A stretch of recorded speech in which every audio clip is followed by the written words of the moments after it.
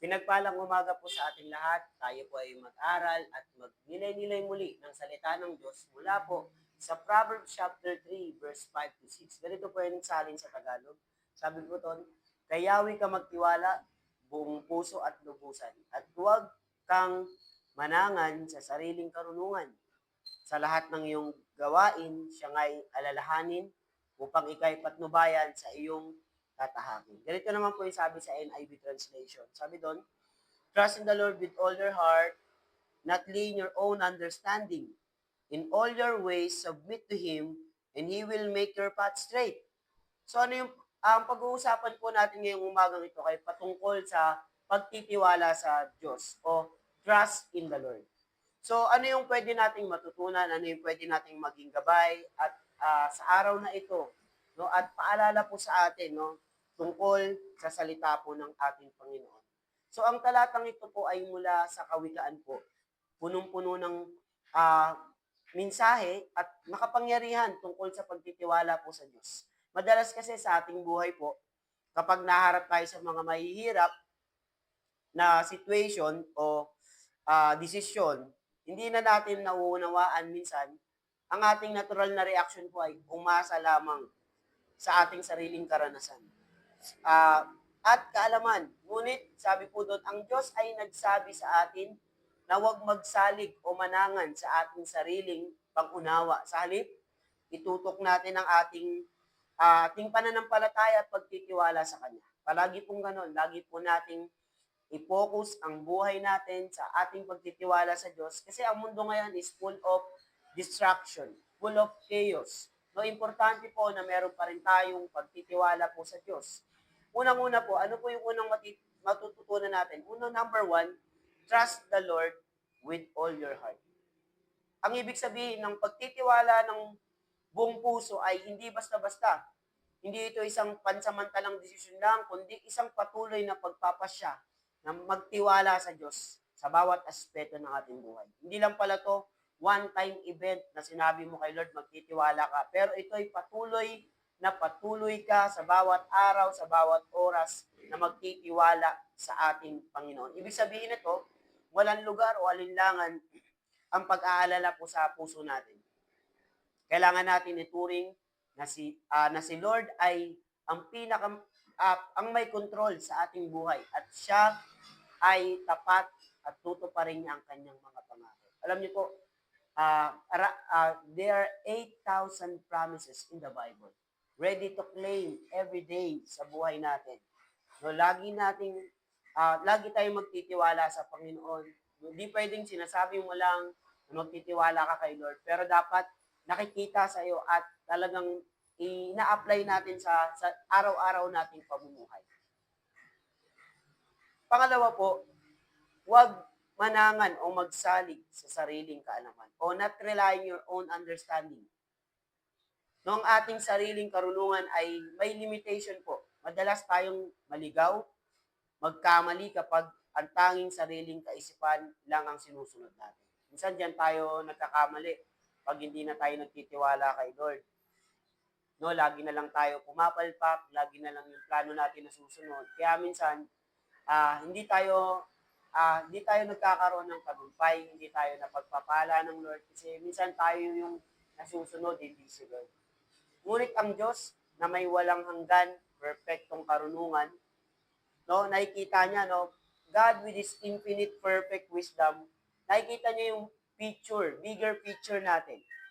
Pero yung perspective natin, napaka-narrow, napakabigat, napakalited lang, napakaliit. Pero yung nakikita ni Lord, ang buong plano ni Lord ay malawak. Sabi nga, no, ang kabuuan ng plano para sa atin ni Lord ay malawak. At alam niya kung ano yung pinakamabuti sa atin. Alam niyo po ba, He knows what is truly best for us. No, alam niya yung best para sa atin. Meron siyang God's best na inalaan para sa buhay natin. Minsan, umapalpak tayo sa mga plano natin, sinisira ng Lord ang sarili nating plano para masunod ang magagandang plano niya sa buhay natin. Pangatlo po, pagkilala sa Diyos sa lahat ng ating mga gawain. O acknowledging God in our ways. Trusting is not just for times of crisis. Ang ibig sabihin, ang pagtitiwala pala sa Diyos, hindi lang to yung sa panahon na nasa crisis ka. Pero every part of our lives.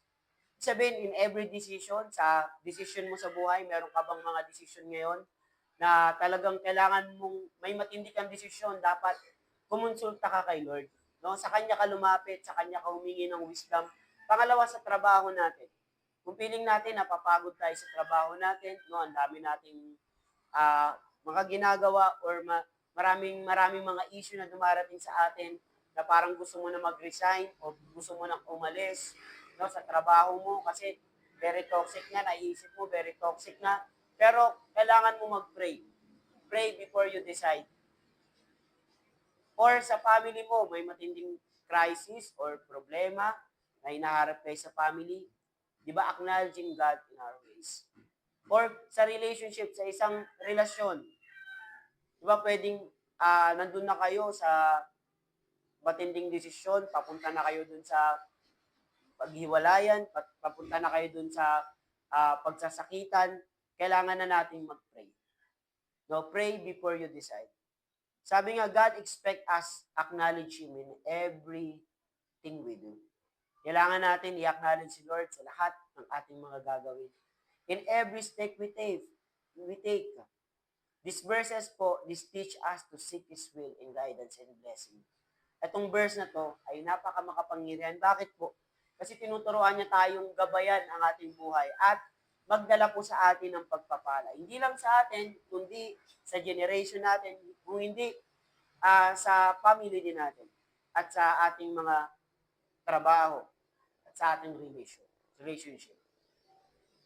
Pangapat, ang the promise of guidance o ang pangako ng gabay ng Diyos. Di ba, ang pinakamagandang bahagi po na talatang ito ay ang pangako ng Diyos na magtutuwid ng ating landas. Sabi niya, acknowledge Him in all your ways, and He will make your path straight. So kapag tayo ay nagtiwala sa Kanya, pinapangako niya po sa atin na hindi tayo mapapahamak. Hindi ibig sabihin nito ay magiging madali ang lahat, magiging easy lang lahat. In fact, kapag sumunod ka kay Lord, di ba, sabi doon, carry your cross and follow me, sabi ni Jesus Christ. Ngunit ang Diyos ay magbibigay sa atin ng tamang direksyon. Bibigyan Kanya ng tamang mga desisyon, tamang direksyon sa buhay natin. At lakas ng loob at strength upang makatawid sa mga pagsubok at magtagumpay sa Kanyang kalooban. Ayun pala yung ginagawa ni Lord sa atin. So, binibigyan niya pala tayo ng lakas para mapagtagumpayan natin lahat ng mga pagsubok at magpagtagumpay tayo sa Kanyang kalooban para mahit din natin yung kalooban ni Lord sa buhay natin. No, ang uli po, karagdagang kaalaman o karunungan mula po sa Proverbs, kapag sinabi natin pala na magtitiwala tayo sa Panginoon, hindi lang ito tungkol sa pagsasabing, Opo Lord, nagtitiwala ako sa inyo. Pero sa totoo lang, hindi ka naman talaga nagtitiwala sa Diyos. Kundi ito ay isang proseso, active process ng pagbibigay sa Kanya sa lahat ng ating mga pangarap. Binibigay pala natin ang lahat ng pinapangarap natin sa Kanya. Lahat ng mga takot natin, mga plano natin, nilalatag natin sa Diyos. Ang Diyos ay magbibigay sa atin ng kapayapaan or peace at pagtitiwala na magtutulak po sa atin upang magpatuloy tayo sa buhay at anumang pagsubok sa buhay natin. Ngayon po, tayo po ay mananalangin po sa Panginoon. Panginoon, maraming salamat po sa paalala ng iyong salita na magtitiwala po sa inyo ng buong puso at walang alinlangan. Di ko po palaging nauunawa ng lahat na nangyari sa aking buhay. Ngunit alam ko na ikaw ay may mataas na plano. Gabayan mo po kami sa bawat desisyon at takbang ng aming tatahakin sa journey namin sa buhay. Diba, nais po namin sumunod at magtiwala po sa kalooban mo sa aming buhay. Kaya't bigyan mo po kami ng tamang pananampalataya na magpatuloy sa paglakad sa iyong landas. Panginoon, salamat po sa iyong mga pangako at patuloy mong gabayan at gabayan ang aming pamilya nga, sa lahat po na nagtatrabaho, sa lahat po ng mga nag-aaral, sa lahat po na nagninegosyo, bigyan mo po kami ng gabay. At naniniwala po kami, Panginoon, sa mga nakikinig po ngayon, binibigyan mo po sila ng wisdom, binibigyan mo po sila ng knowledge, binibigyan mo po sila ng mga tamang kaisipan or perspective po para po magtiwala po lalo po sa iyo. Tulungan mo po kami, Lord, na magtiwala, Panginoon, sa mga pangako mo, Panginoon, sa buhay namin at sa pamilya namin, sa trabaho namin, sa negosyo namin. Pagpalain mo ang bawat isa po na magdidesisyon ng tama according to your will, according to your word. Maraming pong salamat. In Jesus' name, everybody say, Amen. Maraming pong salamat. Pinagpalang araw po sa ating lahat. No, lagi po natin tatandaan na mahal ka ng Diyos. God bless everyone.